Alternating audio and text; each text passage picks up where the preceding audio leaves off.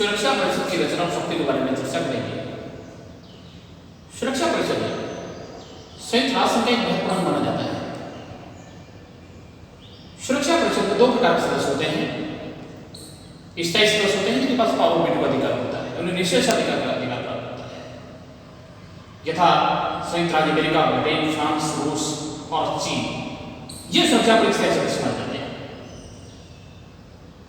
और बाकी अन्य जो सदस्य होते हैं जो टेम्परेरी होते हैं, अस्थायी होते हैं, उनका कार्यकाल 2 वर्ष का होता है। महासभा के द्वारा अपने 2/3 बहुमत के आधार पर ऐसा शक्ति निर्वाचित करने का काम किया जाता है। मूल रूप से सुरक्षा परिषद में सदस्यों की संख्या 11 थी, लेकिन 1965 में संयुक्त राष्ट्र संघ के चार्टर के संशोधन के आधार पर इसके सदस्यों की संख्या 15 कर दी जाती है।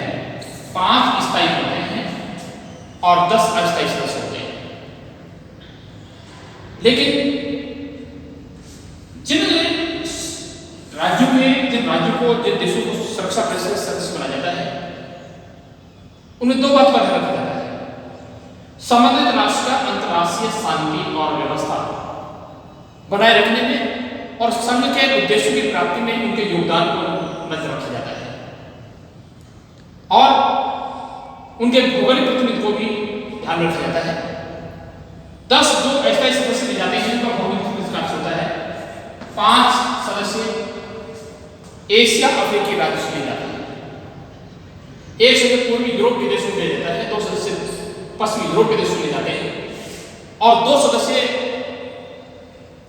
दक्षिण अमेरिकी राज्य से लिए जाते हैं। सुरक्षा परिषद में स्थायी रूप से 17 रहती है।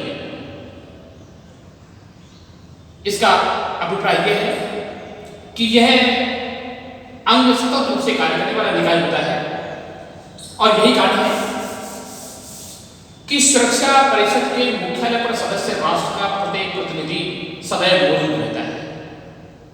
सामान्यतः सुरक्षा परिषद की जो बैठक होती है 14 दिन में एक बार होती है, लेकिन आवश्यकता के अनुसार इसके विशेष अधिवेशन बुलाए जा सकते हैं। 24 घंटे की अनुसूचना के आधार पर सुरक्षा परिषद अधिवेशन बुलाए जा सकते हैं।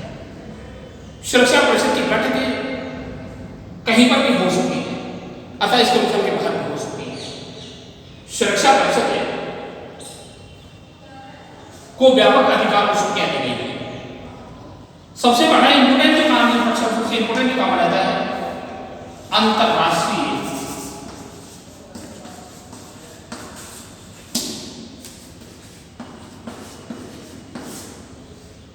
शांति और व्यवस्था को बनाए रखना।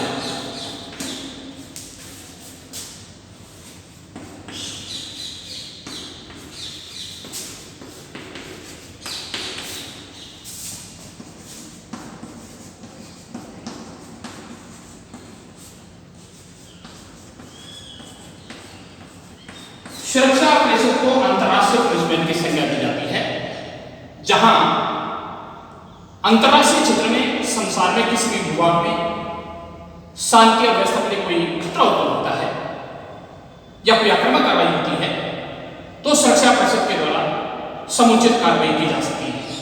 इस प्रकार की कार्रवाई पर सुरक्षा परिषद को पूरा विचार करने का अधिकार होता है।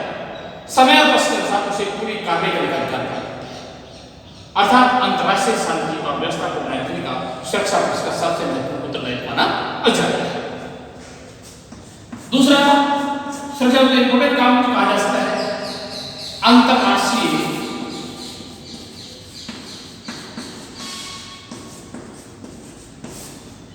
विवादों का समाधान करना।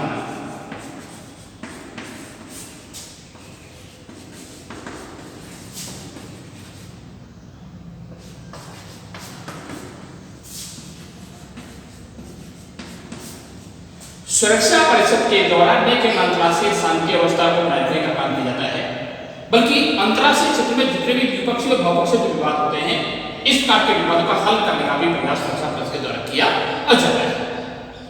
अंतरराष्ट्रीय विवादों के समाधान करने के लिए सुरक्षा परिषद के द्वारा 2 प्रकार के साधनों का प्रयोग होता है, जिन्हें 2 वर्ग में बांटा जा सकता है, विभाजित किया जा सकता है। नंबर 1 शांति में साधन।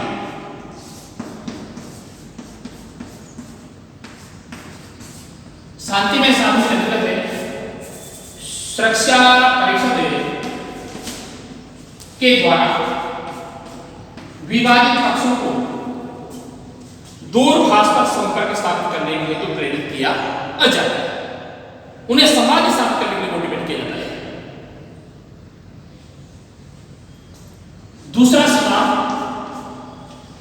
विवादित पक्षों को पंच निर्णय या मध्यस्थता के आधार पर भी या अंतर्राष्ट्रीय न्यायालय के माध्यम से विवादों के समाधान करने की सलाह दी जाती है। तीसरा, शांतिपूर्ण समाधान किया जाता है अगर विवादित पक्षों के द्वारा दूरभाष पर संपर्क स्थापित करने का प्रयास नहीं किया जाता है, तीसरे पक्ष की मध्यस्थता को भी स्वीकार किया जाता है। ऐसी स्थिति में सबसे पहले सुरक्षा परिषद के द्वारा अंतर्राष्ट्रीय शांति व्यवस्था को भंग करने वाले राष्ट्र को आक्रमणकारी घोषित किया जाता है। उसके बाद उस राष्ट्र के विरुद्ध आर्थिक प्रतिबंध लगाने की आज्ञा दी जा सकती है, आर्थिक प्रतिबंध लगाए जा सकते हैं। ऐसी स्थिति में जिस राष्ट्र के विरुद्ध आर्थिक प्रतिबंध लगाए जाते हैं, उस राष्ट्र के साथ सभी प्रकार के आयात और निर्यात के कार्रवाई को पूर्णतः प्रतिबंधित कर दिया जाता है। रेल यातायात, हवाई पट्टियों के जो सुविधाएं होती हैं उनको भी बंद कर दिया जाता है। चौथा जो सबसे इम्पोर्टेंट जो साधन होता है, प्रवर्तन संबंधी साधन के नाम जानते हैं। इसके अंतर्गत आक्रमणकारी राष्ट्र के विरुद्ध बल प्रयोग करने की धमकी दी जाती है और आवश्यकता होने पर उस राष्ट्र के विरुद्ध सैनिक बल का भी प्रयोग किया जा सकता है। वैसे तो संयुक्त राष्ट्र की अपनी कोई सेना नहीं होती है, लेकिन सदस्य राष्ट्र जो सेनाएं होती हैं वे सब संयुक्त राष्ट्र की सेना मानी जाती है। सुरक्षा परिषद के द्वारा संयुक्त राष्ट्र के महासचिव के द्वारा आक्रमणकारी राष्ट्र के विरुद्ध किसी भी सदस्य राष्ट्र को सेना भेजने का आदेश दिया जाता है। कोई भी राष्ट्र जिसको सेना भेजने का आदेश प्राप्त होता है, सेना भेजने से इनकार नहीं कर सकता है। अतः उसके विरुद्ध सैनिक बल का भी प्रयोग किया जा सकता है। तीसरा जो काम सुरक्षा परिषद द्वारा किया जाता है, निर्वाचन समिति का है।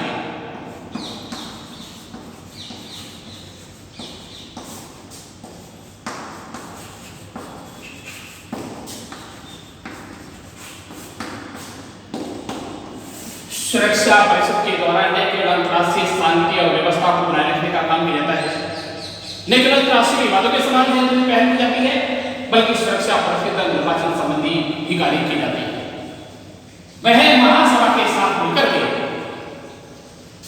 महासचिव को निर्वाचित करता है, अर्थात महासचिव को जो निर्वाचित करने की प्रक्रिया होती है उसमें सुरक्षा परिषद की भी भूमिका होती है। अर्थात सुरक्षा परिषद महासभा के साथ मिलकर के महासचिव को निर्वाचित करता है। इसके साथ साथ आर्थिक और सामाजिक परिषद सदस्य होते हैं, उनको भी महासभा के साथ मिलकर सुरक्षा परिषद द्वारा निर्वाचित किया जाता है। अंतर्राष्ट्रीय न्यायालय के न्यायाधीश की नियुक्ति भी सुरक्षा परिषद महासभा के साथ मिलकर करती है। अंतर्राष्ट्रीय न्यायालय के न्यायाधीश की नियुक्ति की जाती है, उनकी नियुक्ति में भी सुरक्षा परिषद पर होती है और इसके साथ साथ महासभा के दो के लोगों के द्वारा काम किया जाता है। उसी प्रकार से नवीन राज्यों को संयुक्त राष्ट्र संघ की सदस्यता प्राप्त करने की जो सिफारिश जाती है वो भी सुरक्षा परिषद द्वारा की जाती है। अर्थात जब भी कोई नया राष्ट्र संयुक्त राष्ट्र की सदस्यता प्राप्त करना चाहता है, इस सदस्यता हेतु आवेदन करता है, सबसे पहले उस इच्छुक राष्ट्र के द्वारा सदस्यता हेतु अपना प्रार्थना पत्र महासचिव को सौंपा जाता है।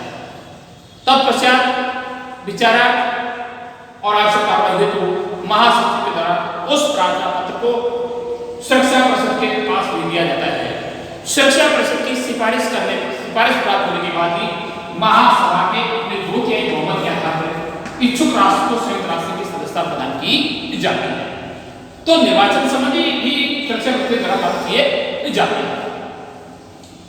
सुरक्षा परिषद के द्वारा अन्य जो अंग होते हैं निरीक्षण संबंधी काम भी किए जाते हैं। निरीक्षण का कार्य सुरक्षा परिषद के द्वारा संयुक्त राष्ट्र संघ के चार्टर के अंतर्गत आने वाले सभी विषयों के बारे में अंतर्राष्ट्रीय शांति व्यवस्था को बनाए रखने के लिए शांति के संबंध में प्रकार के ऑब्जर्वेशन किए जाते हैं, प्रेडिक्शन किया जाता है और उनके बारे में सूचनाएं एकत्र करने का काम किया जाता है। अतः स्ट्रक्चरल टेस्ट के द्वारा सभी प्रकार के इंपॉर्टेंट काम किए जाते हैं। कल अपन वीडियो के मूल्यांकन के बारे में करेंगे।